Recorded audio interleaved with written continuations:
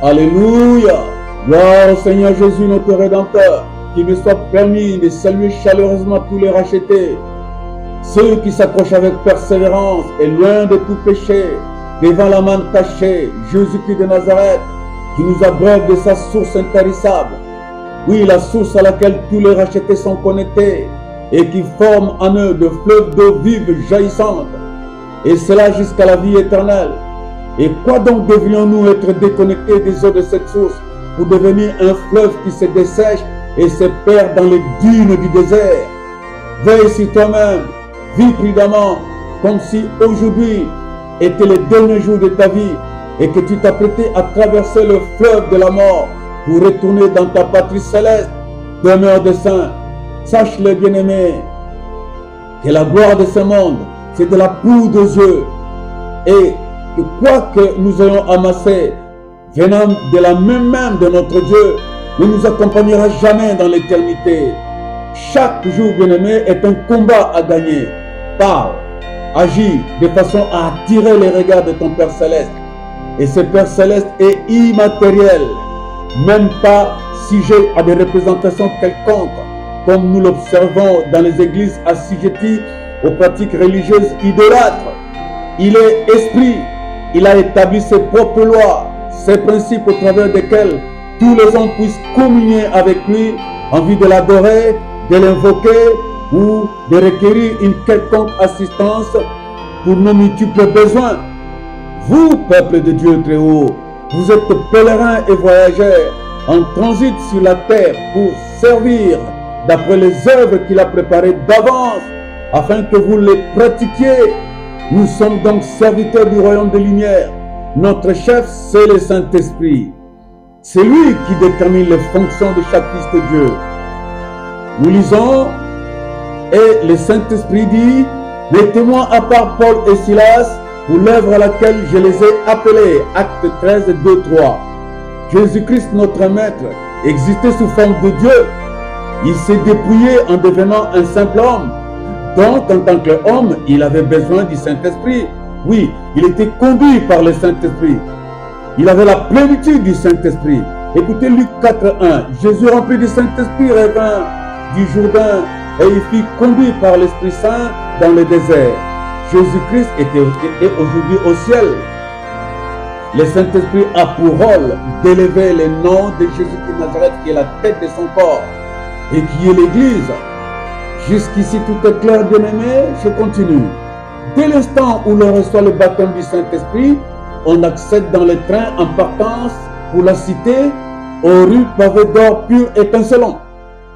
Et dans ce train, rassurez-vous qu'il n'y aura pas que des rachetés, mais tant d'autres ramassis qui tenteront de vous imposer des principes, des lois de leur royaume.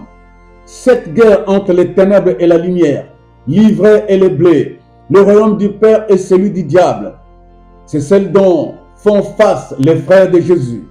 L'ennemi va répéter ses assauts pour activer ces trois armes redoutables que sont l'oppression spirituelle, l'obsession et enfin la possession ou l'habitation démoniaque.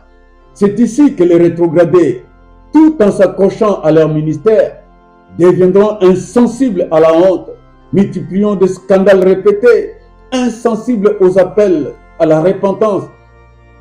Ce sont des rétrogradés, et ils sont d'ores et déjà dépouillés du pouvoir spirituel. Premièrement, Dieu, on ne le voit pas, mais en sa présence, par la foi, on y accède. Bien-aimés, nous marchons par la foi et non par la vue. Ne l'oubliez pas. Ensuite, savoir que le monde spirituel de Dieu, comme celui de l'ennemi, sont aussi réels que le monde physique. Les apôtres, sur la montagne de Gethsemane, voyaient Jésus, les yeux levés au ciel, parlant à son Père comme un enfant parlerait à son Père terrestre. Et par deux fois, les disciples ont entendu du ciel la voix du Père céleste déclarant Jésus comme son Fils unique, l'objet de toute son affection, et ceci par deux fois. La première fois, lors du baptême de Jean dans le Jourdain, Matthieu 3, 17. La seconde fois, lors de la transfiguration du Seigneur et de l'apparition de Moïse et d'Élie, Matthieu chapitre 17, 4 à 5. Par le Saint-Esprit, le Père est plus que présent dans ta vie. Et ceci dans les bons comme dans les mauvais jours. Il suffit de développer cette intimité dans une vie de prière assidue. C'était bien le secret du Seigneur Jésus. Luc 6, 12 nous dit: en ces temps-là, Jésus se rendit sur la montagne pour prier et il passa toute la nuit à prier Dieu. Alléluia. C'était une passion pour lui, la communion avec son Père. Même dans l'Ancien Testament, dès les premières années de leur implantation dans le désert de Kadès Barnéa, Moïse entreprit la lourde tâche d'enseigner les principes, y compris les pratiques religieuses qui permettront à Israël à rendre à Yahvé, le Dieu unique, un culte selon ses lois, et ceci différemment des pratiques idolâtres des nations environnantes. Regardez par exemple ce que Moïse dit dans Deutéronome chapitre 4, versets 12 et 15. Et l'Éternel vous parla du milieu du feu. Vous entendîtes les sons de ces paroles, mais vous ne vîtes point de figure. Vous n'entendîtes qu'une voix, puisque vous n'avez vu aucune figure. Le jour où l'Éternel vous parla du milieu du feu à Horeb, veillez attentivement sur vos âmes. C'est de là que venait l'énorme pouvoir du peuple d'Israël. Quand ils se séparaient des nations pour rendre à leur Dieu un culte conforme à ses propres principes, il est évident que le peuple retombait souvent dans la profanation du temple et ils en payaient les prix. Ils étaient déportés, détruits par le peuple, par la faim, par la peste.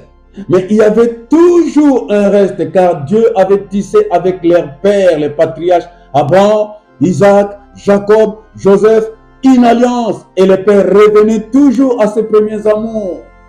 Israël, bien-aimé Israël, la première-née d'entre les nations, qui a donné à l'humanité des personnages hors normes, des rois, des scribes, des sacrificateurs, des chefs de guerre, des hommes politiques, des scientifiques exceptionnels, et enfin Jésus-Christ de Nazareth, le sauveur de l'humanité. C'est ce Dieu qui dit dans Exode 20, verset 6, « Je suis l'Éternel qui fait miséricorde jusqu'à 1000 générations à ceux qui m'aiment et qui gardent mes commandements. » Ce sont les principes pour garder le pouvoir de Dieu, pour gagner toutes les batailles. Le pouvoir, ici, peut être compris comme l'autorité ou la capacité à rester dans le train en partance pour la cité céleste et de confondre tous les ramassis et les infiltrations à caractère ténébreux. Oui, les trains, je parle du train doctrinal ou l'évangile non pollué, les trains de la foi en Dieu, les trains de la crainte de Dieu, les trains de la vie de prière, les trains de la sanctification, oui, les trains en partance pour la cité de Jésus-Christ de Nazareth. Nous avons besoin de garder le pouvoir, bien-aimés. Celui dont parle Jean l'apôtre dans Jean 1, chapitre 12, qui déclare « À tous ceux qui l'ont reçu, à tous ceux qui croient en son nom, il a donné le pouvoir de devenir enfants de Dieu, lesquels ne sont nés ni de la chair ni du sang, mais de la parole de Dieu. » Alléluia. Pour annoncer l'évangile, il faut de l'équipement des soldats qui se résume en un mot, le pouvoir. Nous sommes des purs produits de la propagation de l'évangile. Nous qui vous parlons, l'évangile de porte à porte, de rue par rue, sans oublier les hôpitaux, les universités, les bus.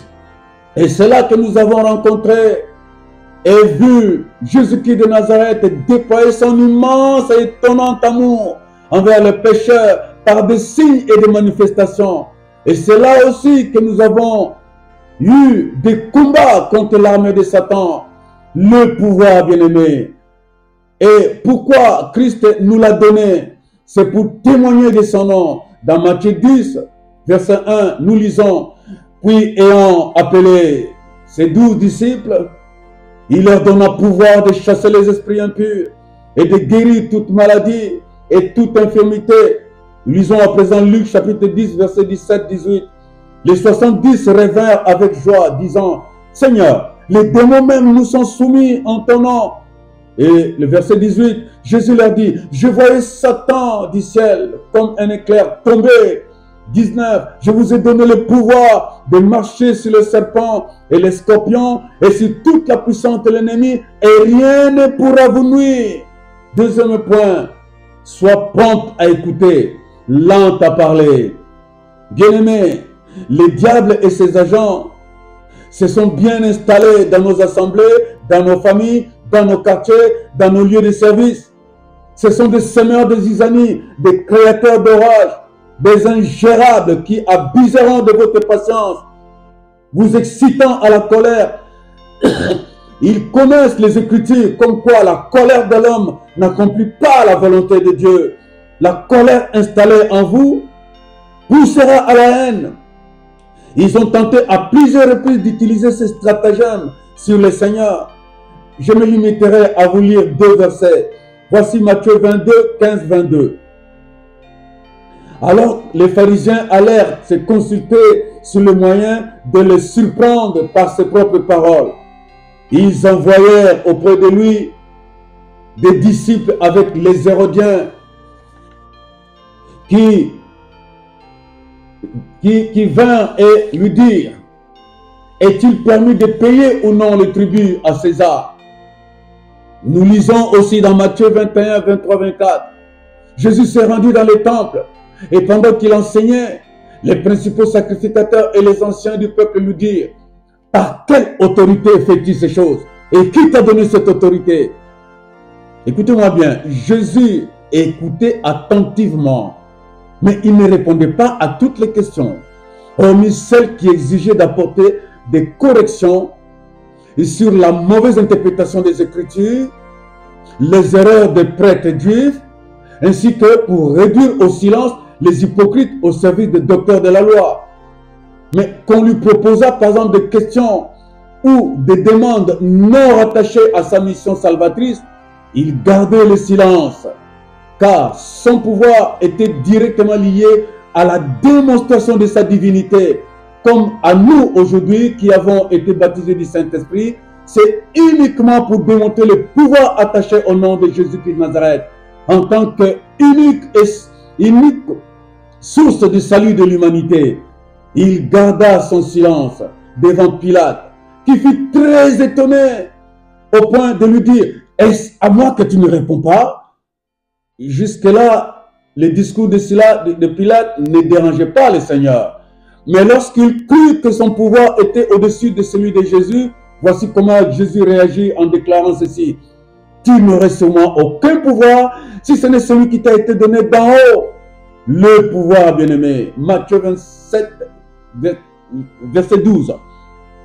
Mais il ne répondit rien aux accusations des principaux sacrificateurs et des anciens, devant Hérode non plus.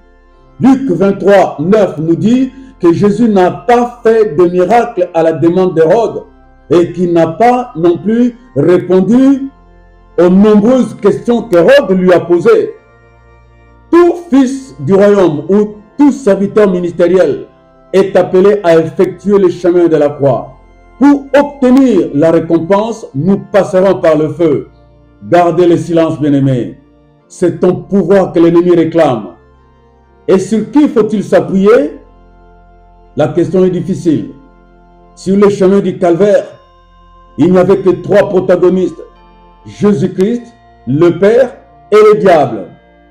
Luc chapitre 22, 52 à 53 nous dit, Jésus dit aux chefs religieux, vous êtes venus après moi, comme après un brigand, avec des épées, des gourdins, des bâtons. J'étais tous les jours avec vous dans les temples, et vous n'avez pas mis la main sur moi. Mais c'est ici votre heure et la puissance des ténèbres. Bien-aimé, il s'est confié à ceux qui étaient avec lui dès le commencement. Il les a conviés à la prière dans le jardin de Gethsemane. Et malgré cela, Pierre l'a régné, Judas l'a vendu. Les apôtres étaient tous dispersés. C'est le Saint-Esprit qui est votre unique conseiller pour garder le pouvoir que beaucoup de serviteurs de Dieu ont perdu en échange avec la gloire de ce monde. Bien-aimés, il ne me reste plus que à vous demander de prier et de méditer autour de tout ce que vous venez d'entendre. Que le Seigneur vous bénisse et visite vos familles, visite également votre ministère. Prochaine vidéo dans 15 jours. Que le Seigneur vous bénisse.